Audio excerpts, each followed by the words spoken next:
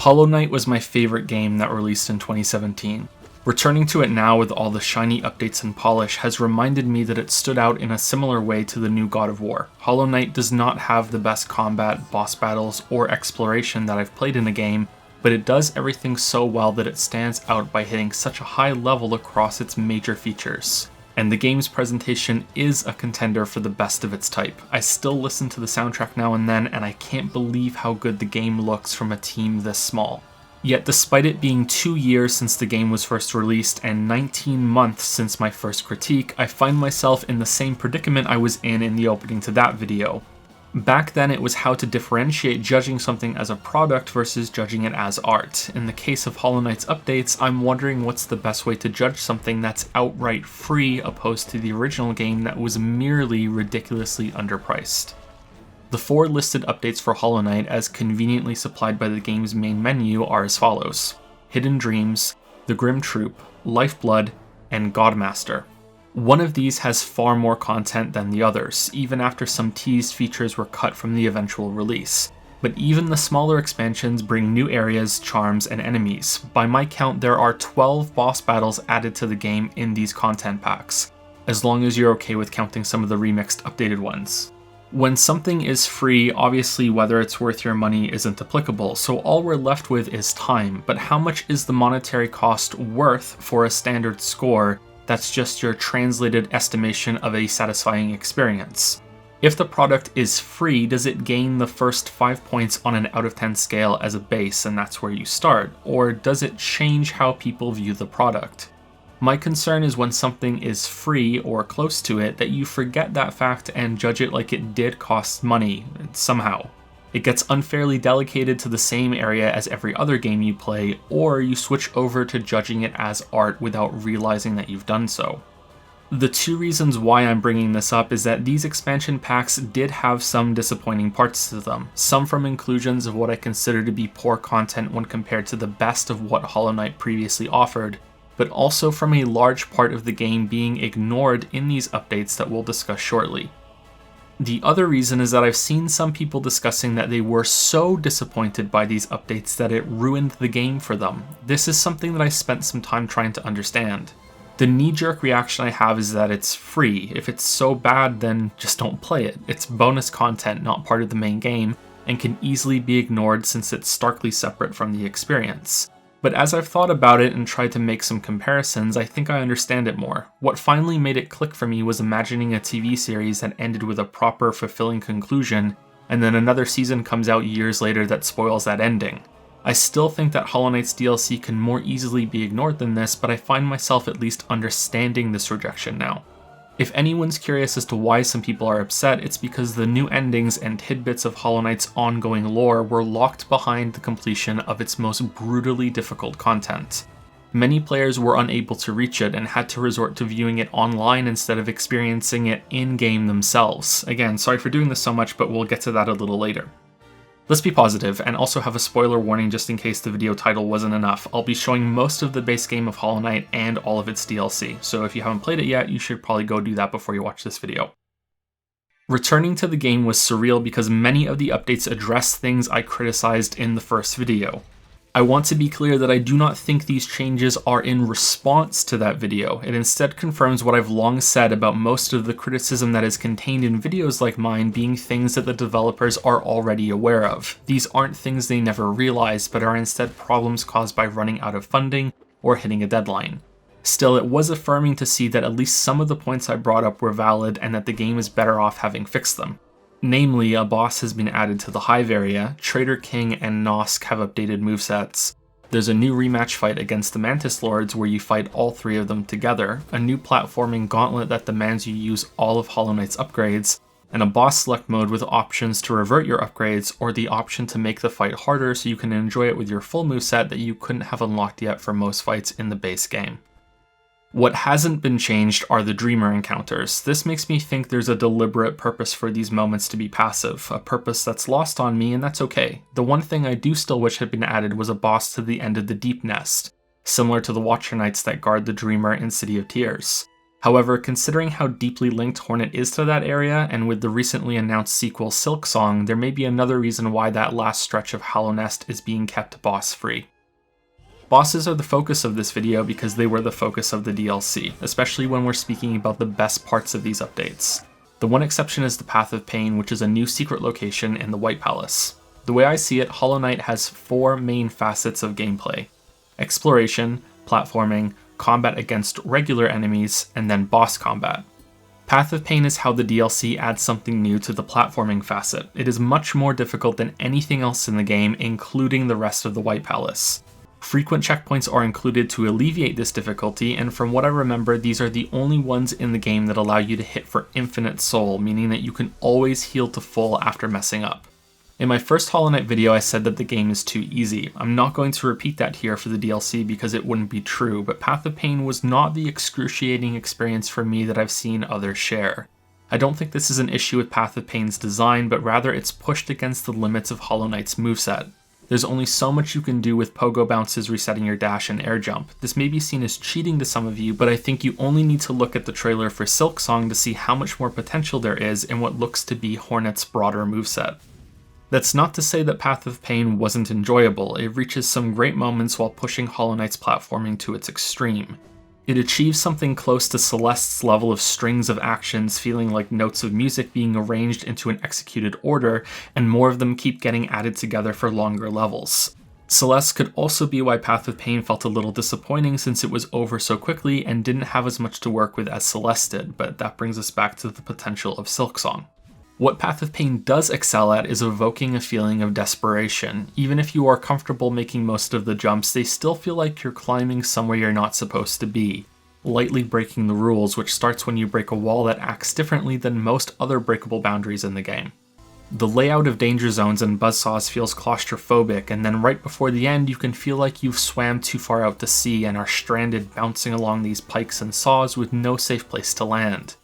And then when you finally do break through, when you should feel a rush of relief, you have to fight 2 enemies after landing instead of reaching a checkpoint like the other parts of the White Palace and Path of Pain. These enemies are not difficult, but the shock and panic can make the fight a memorable experience since it comes out of nowhere and you're afraid of being pushed back to the checkpoint if you fail. This is one of 3 times that the DLC flirts with another facet of Hollow Knight's gameplay: combat against regular enemies. The other 2 are similarly minor moments. You may not even want to count them as you journey through the rest of the DLC. A fight against a jumping ninja bug through a newly breakable wall at the Colosseum of Fools, and collecting flames by killing Spectre-type enemies for the Grimm troupe. For the sake of being thorough, I also want to mention the new giant pipe enemies on your way to Godhome's entrance and a special ordeal event hidden in the boss select area. I think it's fair to say that this is more like a facet of Hollow Knight's gameplay that wasn't being explored. Unfortunately, there's another that was similarly neglected, but let's instead link these Spectre enemies to the DLC's boss content. Grimm and his harder version Nightmare King Grimm are not the first bosses added to the game via DLC. Those go to Zote's incredibly presented Dream Fight and a rematch against a more difficult version of the Dung Beetle Defender. Grimm is, however, the first wholly new boss fight and was also one of the most exciting parts of the DLC, so we'll be starting with him. The clever trick the Grimm troupe pulls is that you fight Grimm before you fight Grimm. His specters have similar moves and the exact same sort of flow to their battles. They appear, unload whatever attack they have selected to use, and then you get a chance to get in some counterattacks before they vanish and reappear to go through the cycle again. This is how every enemy you fight for the quest works. It's also how Grimm works, much to the fight's detriment. Grimm could be seen as setting the stage for the proper fight against Nightmare King. That's also the only other fight in the game that gets a full title card introduction, as long as you don't count the rematch against the Radiance as a different fight. And at first this battle was worthy of that same grandiose introduction. For most players, I'd wager that feeling will never go away, but after seeing this fight so many times in the boss rush land of Godhome, Nightmare King is now one of my least favorite fights in the game because it's so boring. This reaction is not from a lack of challenge. In fact, I think I made a mistake in my first Hollow Knight video and that I could have made it more clear that I wanted difficulty options and not for the entire game to be retuned to my preferences. I think I didn't communicate well enough that I wanted the nail upgrade to be something you could undo for a higher challenge, something that the DLC has sort of done in Godhome. Nightmare King is definitely a challenging fight. He has 6 highly damaging moves that he cycles through with brief telegraphs, and when you are first learning the fight, you can easily be knocked off rhythm and start taking multiple 2-mask hits in succession. But when you get past that, the fight becomes a monotonous game of tennis. Nightmare King takes his turn, you take yours. There's little room for expressing yourself by being aggressive during and between attacks. The best you can do is slip in some sneaky hits as you're avoiding some of his moves. I view this as an intentional decision on the part of Team Cherry. I guess it's to make the fight a long endurance dance, one that you are partnered for with Nightmare King as he leads you through each step to the music, and are responding in the only way that is allowed, going along with the theme of the fight being on a stage in front of an audience. The best evidence I can point to in order to support this is that Grimm will remain when he summons his cloak spikes from below the stage. You can either get next to him during this, or shade dash through a spike after they've emerged to get in some damage as a reward for truly understanding how this attack works. Nightmare King does not remain for this move, and you simply stick around and wait. Couple this with how quick Nightmare King is to teleport away if you get close to him for some attacks, and how quickly he vanishes after finishing each move, and I think the intent for this being a drawn-out fight is plain to see. And I do understand that this is criticism that isn't applicable for when you fight this boss in its natural location. It's only when you're trying to finish a boss rush that these problems begin to show, so maybe this should be something aimed at Godhome rather than Nightmare King himself, but I find myself fixated on bosses designed like this since almost half of the boss fights in Hollow Knight use this structure, although none of them as much as Nightmare King, and not all of them suffer for it. Other fights like the Mantis Lords also share this type of battle flow, but they rarely feel monotonous like this fight does. I think they avoid the problem by cycling through attacks much faster and leaving more opportunities for counterattacks. A solution for fights like Nightmare King, which can't be that fast at first because then it would be unfair when you're still learning each move, would be a way to indicate that you would like him to dance faster since you are comfortable with the fight, perhaps by not returning his bow at the beginning and instead hitting him to make him angry. What this boss does expertly provide is another fight that demands your full attention and focus to learn several attack patterns on the same level as the Radiance. This is something I felt the base game was missing. It's also arguably the best presented boss fight in the entire game, with his music blasting to life when the fight unexpectedly starts and rising with a chaotic chorus whenever he switches to his bullet hell move. Curiously, this quality is absent in the Godhome version, and I wonder why that is. As I said, the quest to unlock the fights with Grimm involve fighting some enemies that match his fighting style. What I didn't say was that finding these enemies involves traveling around Hallownest to quest markers before you can kill them to collect their flames. The minor criticism I have here is that this part of the DLC is boring filler. At best, it can be seen as a way to entice players into taking another world tour of Hollow Knight, since this was DLC added after release, and can serve as a great excuse to remind yourself of the journey you took through this world. I think that's a valid way of looking at it, and it's not offensively boring, but this is far from my favorite new content that's been added. Replaying the game from the beginning with this DLC included allows you to kill 2 bugs with 1 magnifying glass if you know how to get to the Howling Cliffs and trigger the Grimm troops' arrival early. It still involves some back and forth, but the previous DLC also added a teleport you can place to help smooth out backtracking. I've played Hollow Knight all the way through 6 times now, and it's surprising to me how I'm still not sick of it. Of course, nothing matches my first playthrough, and the game does start to wear a bit thin after you're familiar with it, since it's best to prioritize getting all the upgrades as quickly as possible before fully exploring it, but I still had a good time. The major criticism I have about this Grimm Troop quest is that it could have been tied to a new area, and this is where all of the DLC has to be viewed against another facet of Hollow Knight's gameplay: exploration. Before I get into this, I also want to remind you of what I said at the beginning of the video. The DLC was free. It's impossible to appraise as a product. As an expanded work of art, however, there were 2 parts of the DLC that broke my heart. One is linked to what I said in my first video on the game, that I wanted so desperately to go out of bounds and see what was beyond the edges of the map. Almost as if my wish was granted, you can break through a wall in the Colosseum of Fools right above this area with the tents. It opens to a drop in somewhere new, and it's just a simple fighting arena with a new enemy, so there's a simple key to open a new lock that was added to the game. If we follow the trail of that lock, you reach a new area off the sewers and far below the City of Tears, a place that has a new backdrop that teases this huge expansive underground. You can see the fungal wastes in the distance. This introduction is practically screaming that there will be another large open area like the Abyss or the Kingdom's Edge, and it's instead where you find a mysterious creature that you dream nail to teleport to Godhome, where you go through a series of boss rushes.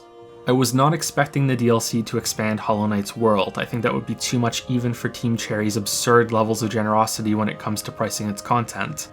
But the way these areas are introduced still raised my hopes, then promptly slashed them, and it's undeniable that a core facet of the game wasn't used in this DLC.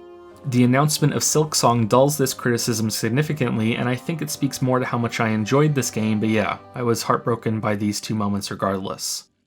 Godhome, in my experience, is something unique. It is a boss rush mode that is contextualized within the game's world. To put it simply, it's canon. To explain in more detail, this is an actual place that the knight is visiting, and your actions here have repercussions. Which, as you might recall from earlier, is one of the reasons why some people were put off by it. There's a building series of challenges that keep upping the ante until you get to the final one and the ending that it protects. I know that games like Fury are nothing but a series of bosses, but I am unaware of another game that has a separate area for a rematch with all bosses that isn't just a fun pretend arena. In Hollow Knight, you have tuned slain bosses or gods to this area with the God Tuner and are fighting a different version of them for reasons that weren't clear to me. Fortunately, they don't have to be something I understand for me to appreciate the effort that went into the context of this area. You have two options in Godhome. You fight bosses in a series of continuous fights in the Pantheons, or you fight individual bosses with difficulty options. Curiously, there are also options when fighting through the Pantheons, and these are more significant changes. In the Hall of Bosses, you can choose normal mode, a hard mode where the boss deals double damage, and then radiant mode where one hit will kill you. Whereas in the Pantheons, you can reduce your health to 4 masks, reduce your soul to 1 use, set your nail to its base damage rate, prevent the usage of any charms or any combination of the 4, including all 4 at the same time. I think it's easier to understand the system if you view the Pantheons as the real challenge and the Hall of Bosses being your way to practice specific fights as much as you want. There are new boss fights in these Pantheons, but each of them already existed within the game in some form or another, which I wonder about.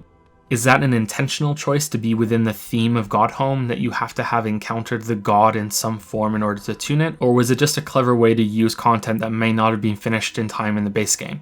Either way, the new fights generally cap off their respective Pantheons and are as follows. Nailmasters Oro and Mado in the Pantheon of the Master, Paintmaster Shio in the Pantheon of the Artist, Yoda in the Pantheon of the Sage, Nail Sage Sly, Pure Vessel in the Pantheon of the Knight, and 3 other fights that we'll get to in just a moment.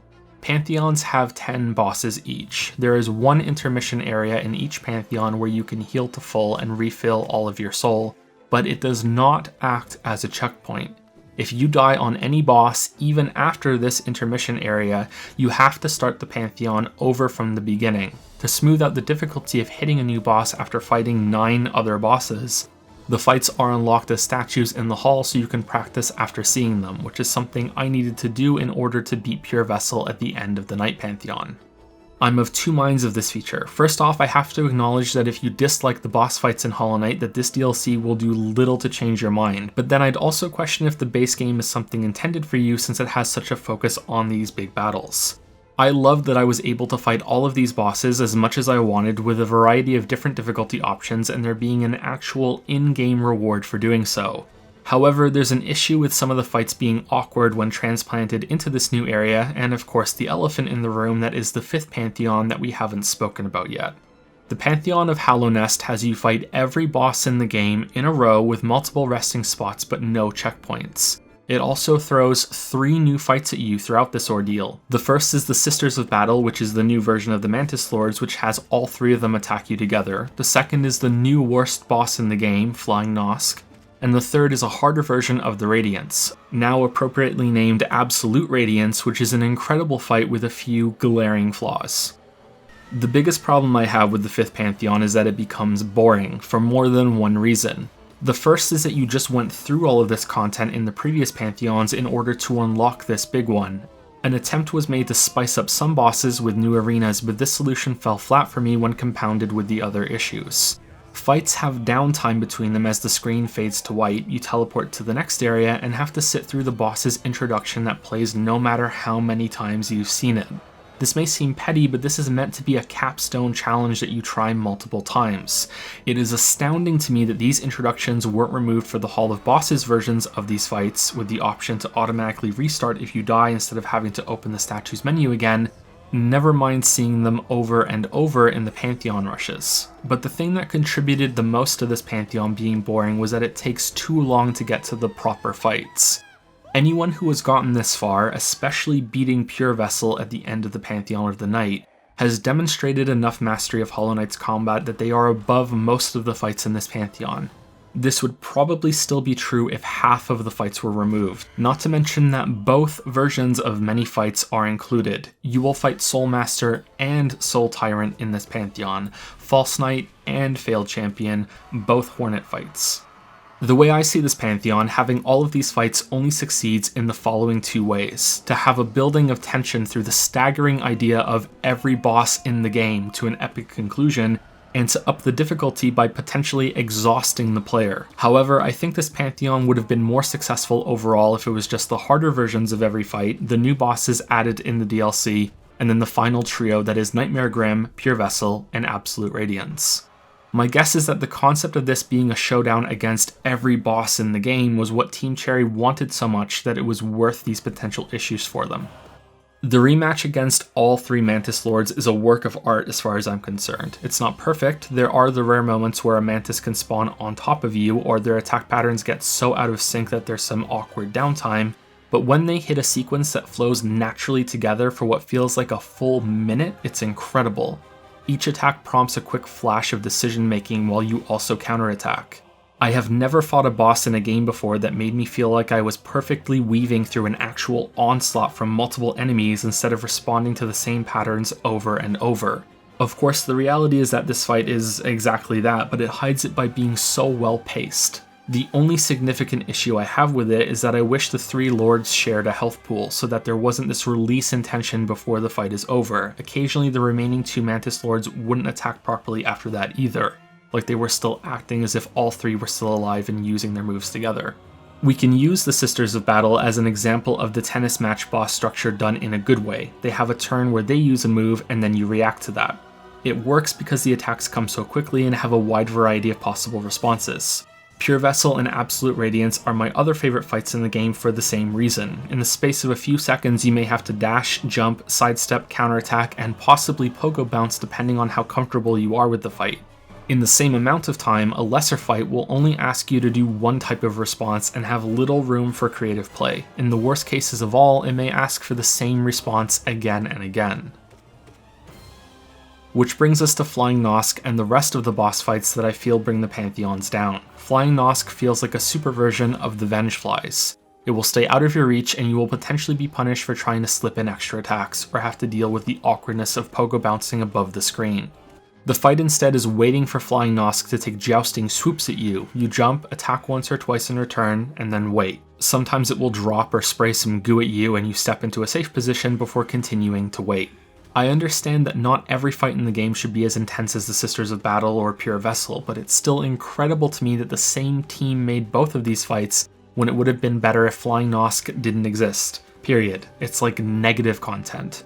The shame is that the introduction to it in the Pantheon is excellent, since it's Hornet, not the Knight, and you may expect it to be another fight against her before it's suddenly a new Nosk. Even so, I wish this had been a much better fight or wasn't a part of the Pantheon. Some other fights that are guilty of this sort of structure are Umu, Elder Hu, and both versions of the Soul Master. Not every fight built like this is necessarily bad for the reasons we went into for how Sisters of Battle succeeds, but I think a good sign for something being off is if the boss vanishes for significant stretches or has attack patterns that punish any attempt at being aggressive instead of waiting for counterattacks.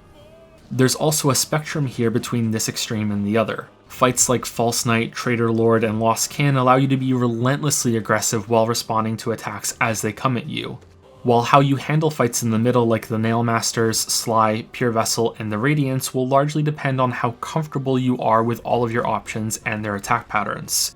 I know that the same could be said of any boss. Player skill will always determine how effectively you can play against them, but this is also the key to understanding why some of Hollow Knight's bosses are disappointing. No matter how good you are at the game and how good you are at the boss fight, Nightmare King will still vanish between attacks, and the Collector will still jump into the ceiling to rummage through his jars. I think that's all I can say about Hollow Knight's bosses without going through them one by one, which honestly I think I would enjoy, but I'm putting effort into making this current series of videos more focused. However, there is one fight that I think deserves it right now, Absolute Radiance at the end of the final Pantheon. This is not my favorite boss in Hollow Knight. I think Pure Vessel is just a tiny bit better than it because you have more freedom to play around his attacks, but Absolute Radiance is the perfect boss to summarize what Team Cherry did so well in this game and DLC, and also show where they fell a bit short. Absolute Radiance is a faster, much more difficult version of the Radiance from the base game. Fundamentally, it's the same fight, but attacks are strung together so quickly that it can feel unfair at first. In fact, I fought Absolute Radiance so many times because I was convinced that the fight had some unavoidable attacks and I wanted to criticize it in this video. While that turns out to be true, they're from glitches rather than a problem with its design. With one possible exception, I just needed to get good. The thing that every player needs to realize about Absolute Radiance is her attacks can sometimes overlap. This is where the feeling of "there's no possible way I could have avoided that" comes from, since these attacks can layer over each other in ways that make them hard to see and understand, never mind intentionally avoid. The solution that has to click with you is that you must play proactively when it comes to dodging. When the horizontal spikes or pillars of light sweep across the battle platform, you have to dodge through them and be safely ready for the next attack as soon as possible. Specifically, in the case of the pillars of light, you have to have dealt with them before they reach the halfway point across the platform. If you don't do this, then you are risking taking an unavoidable hit when you dodge through it at a bad time and into the path of the next attack. Once I got this, Absolute Radiance became consistent with only one rare exception. I felt like the appearance of the floor spikes and a pillar of light at the same time could lead to situations where my only response was a risky one, and I had to hope the following attack missed me. This sort of thing can be acceptable for bosses that you can die to and retry, but it's terrible for a fight that is at the end of a long endurance boss rush Pantheon that makes you do the whole thing again if you die. Fortunately, like I said, it was a rare problem. Tragically, this is far from the worst problem that Absolute Radiance has. I think a great way of testing the balance and quality of a combat system is to play it with damage cranked as high as possible. This is rarely the best way to play a game, but it's a fantastic method to see if fights have fair telegraphs, acceptable hitboxes, and so on. Because when you die in one hit and it's not fair, you see it, you remember it, and you go and check it. Whereas if you don't die in one hit, it doesn't really matter. I've beaten every fight on Radiant mode in the Hall of Bosses, and I've completed all of the Pantheons with a mix of the bindings active, and I am happy to report back that almost every boss in Hollow Knight is fair and has little for me to complain about. However, one of the exceptions that does have major issues is Absolute Radiance. In part because of a shared ability it has with some other bosses, summoning homing balls of light that can remain active for damage even after they vanished, and sometimes they even continue to move while invisible. Other bosses can spawn these with the telegraph being skipped over too, but I never saw Absolute Radiance do this. Unfortunately, this still is not the worst thing that Absolute Radiance can do.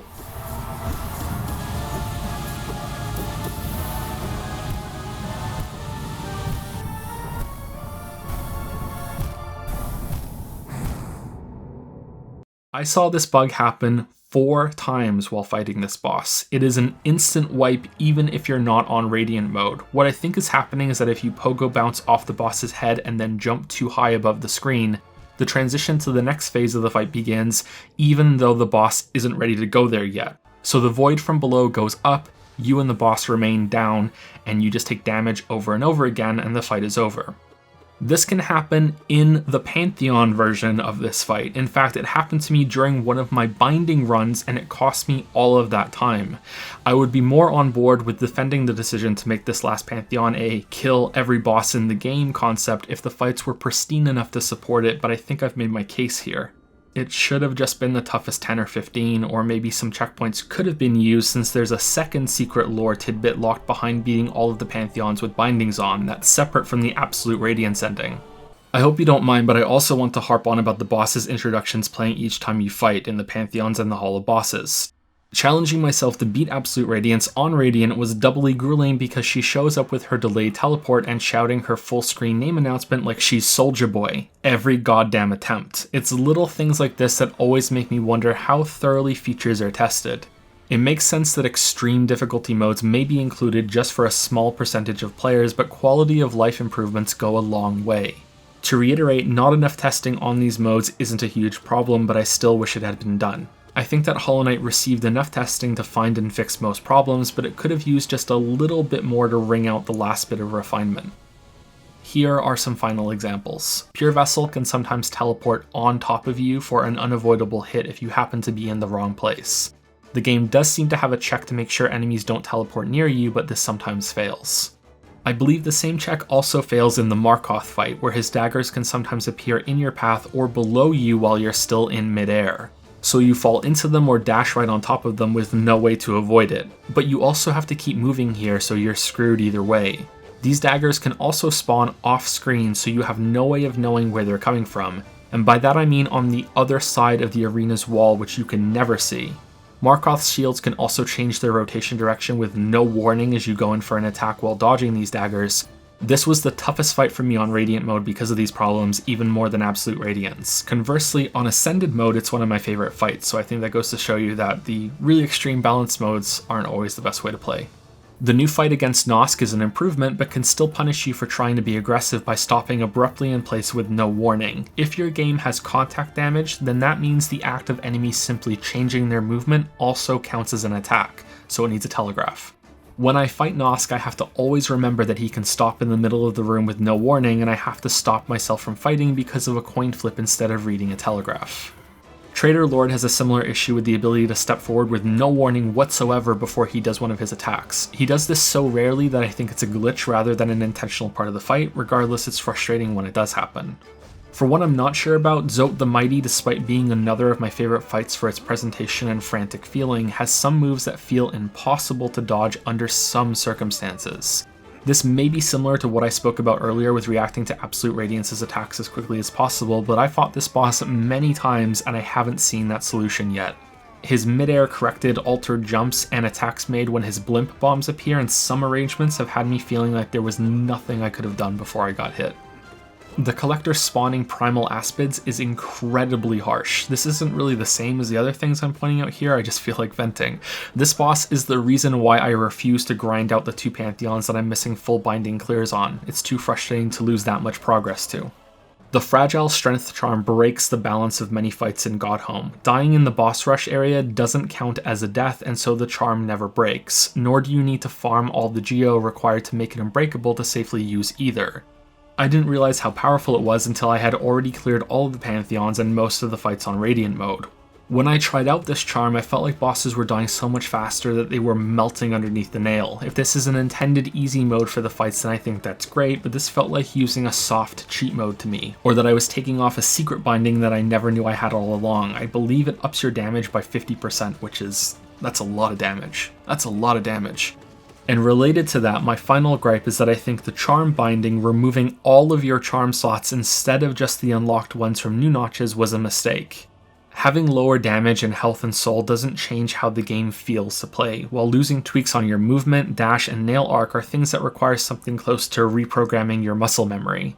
This isn't a challenge that made the game harder for me in a fun way, especially when losing the ability to do the downward dash with Shade Cloak in response to some attacks.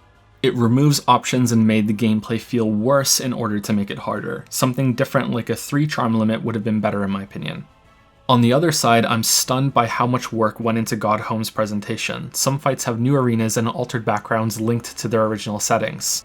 The super secret area for beating all the Pantheons with bindings, which by the way unlocks blue shield mask bugs in each of the intermission rooms during the Pantheons, has its own unique atmosphere and feel. I don't understand how Team Cherry justifies this amount of work on places that are barely used and rarely seen by most players. It's wonderful in how insane it is in its own way. Hollow Knight feels more complete with all of this new content, and the only part of it that I never look forward to when going through the game again is collecting the flames for Grimm. But hey, when the drums kick in during the music for that fight, it can feel worth it, and I think this game has solidified its place as my favorite of 2017.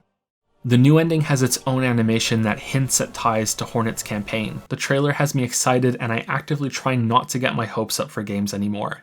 It's always better to be pleasantly surprised than have your hype be dashed to pieces, and yet here I am cautiously thrilled to explore some new Hollow Knight content with what looks to be a perfectly translated boss moveset into one a player can control.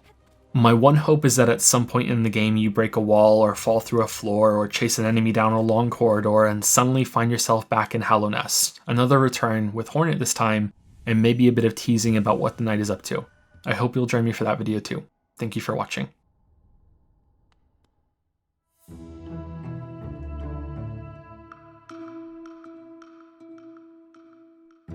This is not my favorite boss in Hollow Knight. I think Pure Vessel is just a tiny bit better than it because you have more freedom to play around his attacks, but Absolute Radiance is the perfect boss to summarize what Team Jerry...